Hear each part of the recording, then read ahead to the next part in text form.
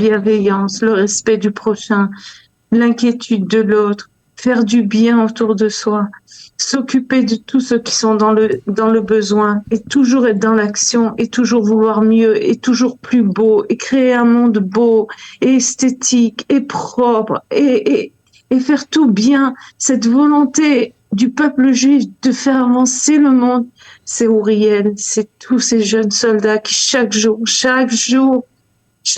payent le prix de notre peuple juif.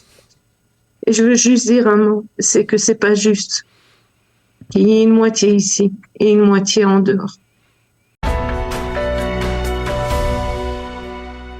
Nous allons consacrer les prochaines minutes à rendre hommage à un des soldats tombés au combat dans la bande de Gaza. Il s'agit du sergent-chef Uriel Cohen, Zichrono Livracha, 34 ans, de Tsur Adassa, qui était marié à Hana. Ils avaient 2 enfants, Lia et Shir et Lia, 2 petites filles. Et nous allons évoquer sa mémoire avec ses beaux-parents, Meir et Carole Waknin, que nous connaissons bien, qui sont des personnalités de la communauté francophone de Jérusalem. Meir et Carole, bonjour. Merci d'accepter de répondre à nos questions ce matin dans des circonstances aussi tragiques. Qui était Uriel, votre gendre? Uriel, c'était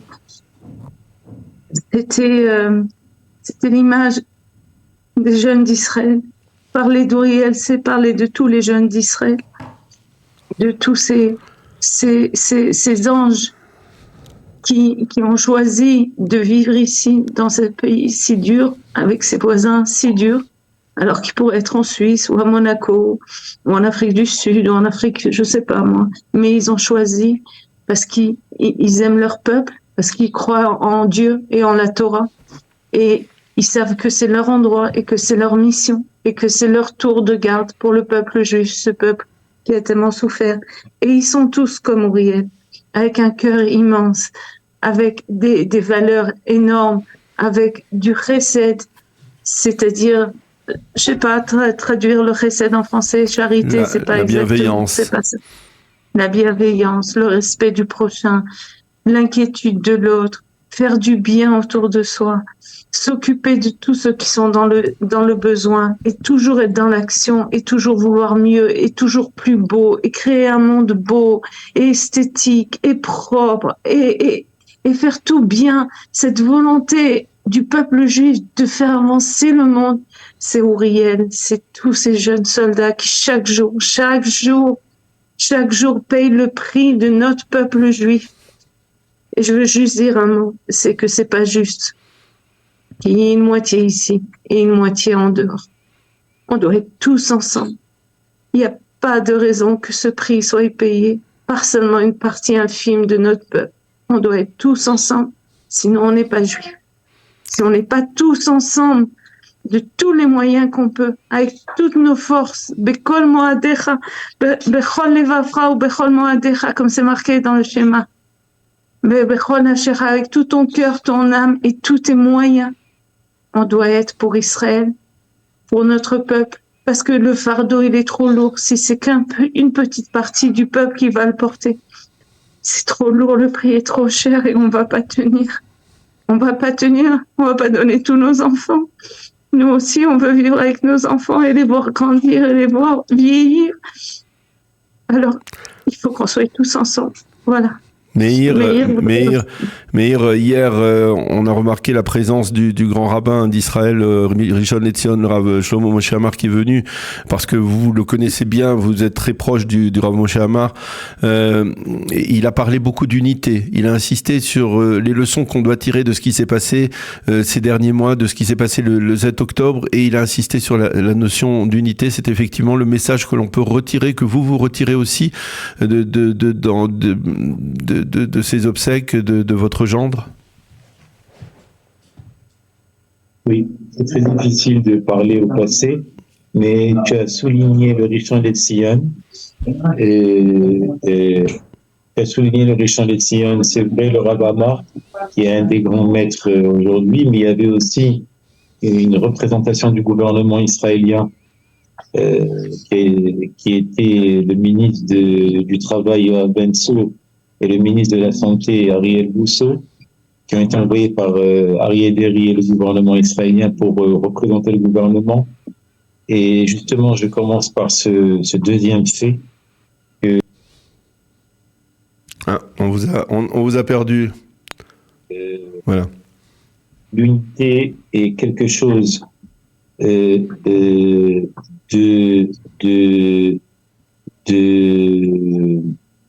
pas évident à avoir. Et c'est pour cela que ma femme a parlé de la spécificité de tous ces soldats, mais de Auriel, et je voudrais dire quand même sa spécificité, d'après moi, il n'est pas décédé par hasard, malheureusement tué par hasard, malheureusement, dans ces parachiotes qui parlent de Yosef, de Yehuda, tu sais, Daniel, ces trois parachiotes, Vayeshev, Vaiket et Vayigash, le contact entre Yosef et Yehuda. Yosef, on nous le décrit dans la Torah en tant que Measef. La Torah, Rachel Imenu, sa mère, a appelé Yosef. Yosef Adonai li ben Acher, alors elle a appelé Yosef. Que Dieu me donne encore un enfant. C'est pas des mots en l'air. C'est des prophéties des mères qui parlent. Donc Yosef, ça veut dire que Yosef il a donné la place à l'autre. Ben Acher. C'est pour ça qu'il s'appelait Yosef. Et alors on voit dans toute cette histoire de Yosef extraordinaire que malgré qu'on l'a jeté dans le puits, etc., il était Measef. C'est lui qui a rassemblé tous les frères. Et on voit dans le paracha de Vayigash et qui dit Ani Yosef. C'est quoi ça, Ani Yosef? On sait. Eh oui, Ani Yosef, ça veut dire moi, je peux être Yosef, vous rassembler. Vous ne pouvez pas, vous. Yehuda, c'est autre chose. C'est la sainteté. Mais ce rassemblement, cette force de rassembler les choses et d'unir les choses et d'être le mashbir, comme Yosef qui donne l'économie mashbir. Le Kol Haaretz, ce sont des gens spéciaux. Pas n'importe qui peut être unir, peut être dans la volonté de Yosef. C'était Uriel. Et les soldats, en fait, lorsqu'ils tombent, ils consolident, on va dire, cette unité. C'est difficile à dire que ce soit comme ça, mais on le voit aussi à travers les obsèques d'Uriel. Il y avait là-bas des gens de toutes les tendances, des gens des orthodoxes, des sionistes religieux, des laïcs, des gens qui vous connaissent, qui connaissent la famille Cohen et qui étaient tous ensemble dans la douleur. Voilà. C'est ça, c'est ce que je dis, que Yosef et Measef, il réunit. Ça s'appelle le Mashiach ben Yosef. Uriel était quelqu'un d'unification. Il aimait unir les gens. C'était mon genre. Tu l'as connu d'ailleurs, il venait à la synagogue quand il était Shabbat. Il était quelqu'un de Tsanoua. Très modeste. Et, oui, de modeste. Malgré qu'il était une grande tête, un grand économiste à la banque, il avait tout son futur devant lui. Et il a tout fait pour entrer en tant que réserviste à Gaza. Il pouvait, c'est très bien, Daniel, il pouvait ne pas y être. Pas le problème d'inventer les choses. Il est rentré avec volonté. Donc cette force de vouloir œuvrer, c'est Yosef. Il avait cette force de vouloir œuvrer malgré que tu es dans un bord, dans un trou. Et c'était un bord. Eh bien, Yosef n'a pas perdu l'espoir. Il est devenu le roi. Eh bien, Uriel ne perdait jamais l'espoir. Je lui disais, fais attention, comment ça va? Il me dit, ça va bien. Tu as besoin de quelque chose, on leur emmenait à manger à l'unité, ma femme et moi. Non, amène-nous les gâteaux, qu'est-ce que tu veux? Ah, amen, etc. C'était quelqu'un de discret, c'était quelqu'un de passionné, aimant la vie, aimant le pays, un grand sioniste israélien, et respectueux, et aidant sans arrêt. Il aidait les gens. Et c'est ça que dit ma femme, ce trait de caractère qu'ils ont ces soldats, que toute cette jeunesse, faut dire les choses comme elles sont, la jeunesse juive de l'étranger est très loin de ça, de ces qualités de akrava, comme on dit en français, de sacrifice. Voilà, j'aime pas trop ce mot, de se donner, ce don de soi. Sacrifice, ça me rappelle l'autre, le pendu. C'est ce don de soi total pour la terre d'Israël, qui n'est pas que une terre, c'est la Shekhinah, c'est le divin sur terre, etc. Et ça, c'était Uriel. On a perdu quelqu'un, j'ai perdu un Jean, un fils. On a donné le plus cher qu'on a pour ce pays. Voilà. Comment, c'est une question aussi difficile que je voudrais vous poser aussi, comment on fait surface pour votre fille, Hana, qui a perdu son mari et qui reste seule maintenant avec ses 2 enfants? Je ne sais pas, ma femme te dira, mais moi, je sais une chose. C'est que je peux dire, c'est trop tôt, c'est passé hier, mais je peux dire que en tout cas, me concernant la vie, en tant que vie normale, dans son entité normale, est finie. C'est une autre vie. Et cette autre vie, il va falloir qu'on l'amène différemment, en vivant, en œuvrant encore plus dans tous les domaines, social, économique, politique, Torah, et communautaire, tout ce que tu veux. Mais c'est plus la même vie. Pour moi, ma vie s'est arrêtée hier et je commence une autre vie. Je voudrais juste, Daniel, rajouter que je pense que il est important qu'on sache, et c'est pour ça que je tiens à parler, malgré que c'est très difficile, mais je veux que les gens qui vivent pas ici, je veux leur transmettre la beauté de cette société israélienne. Les gens qui nous entourent et qui entourent ma fille, cette jeunesse merveilleuse, qui nous ouvrent leur maison ici à Tzur Hadassa, puisque nous on habite Jérusalem, qui nous accueillent dans leur maison pour qu'on vienne dormir comme des rois. Ils nous amènent, ils nous ramènent, ils portent nos affaires, ils s'occupent de nous comme si on était des princes à peu près, alors qu'on n'est rien du tout. Ils donnent tout, ils arrêtent de travailler, ils sont là, ils cuisinent, ils nettoient les toilettes, ils font tout pour que Hana et les enfants, ils aient tout. Et ils nous disent, il y a un voisin qui est descendu, qu'on connaît même pas, qui est même pas de notre communauté, qui est pas religieux peut-être. Il est descendu avec des caisses de boissons et de manger. Il a commencé à servir les gens, la tente a été montée. Et je lui dis, mais qui tu es? Il me dit, je suis le voisin du premier étage. Je lui dis, mais je te connais pas. Il me dit, mais je voyais ton gendre avec les petits, on se voyait, et je l'aimais, ton gendre, on s'est à peine parlé, mais à partir de maintenant, je serai là tout le temps.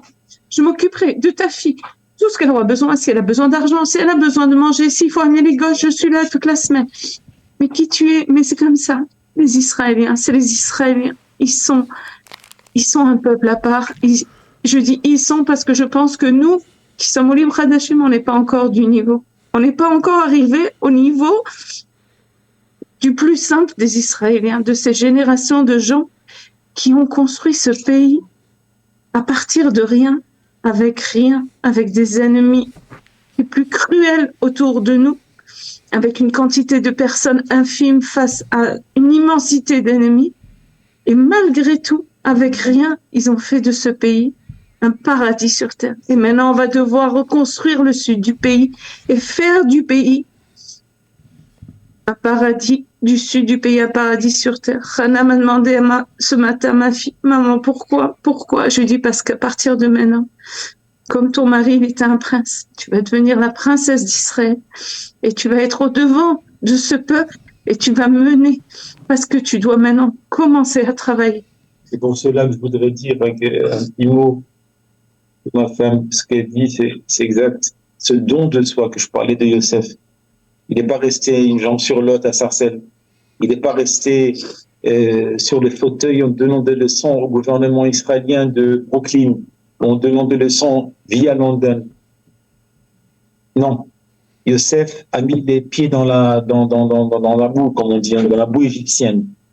Et Chachamim, ils disent que Yosef, de Gimatria Tzion, si tu faites le calcul de Yosef, ces lettres, c'est le même nombre des lettres de Tzion. Pour être à Sion, il faut être de la nature de Yosef, œuvrer contre vent et marée. Notre cœur est déchiré, mais on veut transmettre, ma femme et moi, ce message. Il faut œuvrer, continuer à œuvrer, on va œuvrer, mais que les Juifs de l'étranger viennent. Et deuxièmement, arrêtons de donner des leçons au gouvernement, arrêtons de parler du mal de notre gouvernement. Ouais, ça s'est coupé à nouveau. Il suffit de donner des leçons avec un café. Et tu sais de quoi je parle, Daniel, tu es bien placé pour ça en tant que reporter. c'est pas possible. Et analyse politique, c'est pas possible. On donne pas des leçons. J'aimerais bien voir que tous ces donneurs de leçons, pendant une seconde, ils seraient au gouvernement ce qu'ils auraient fait. Il faut soutenir le gouvernement et nos dirigeants. Une bicorette, je sais pas comment dire en français, oui, c'est-à-dire dire ce qu'on pense, oui, mais de dire qu'ils savent rien, font rien, ça suffit. Faut qu'on passe positif dans notre pays, qu'on respecte nos gouvernants.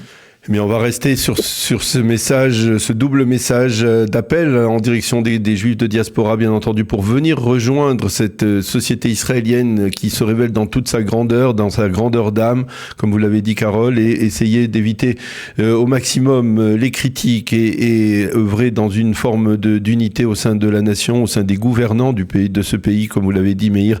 Merci beaucoup d'avoir accepté de répondre à nos questions au lendemain des obsèques de votre gendre, Uriel Cohen Zichrono Livracha, Bessorot Tovot, que l'on soit dans des circonstances plus réjouissantes. Merci. Merci à vous. Merci à vous.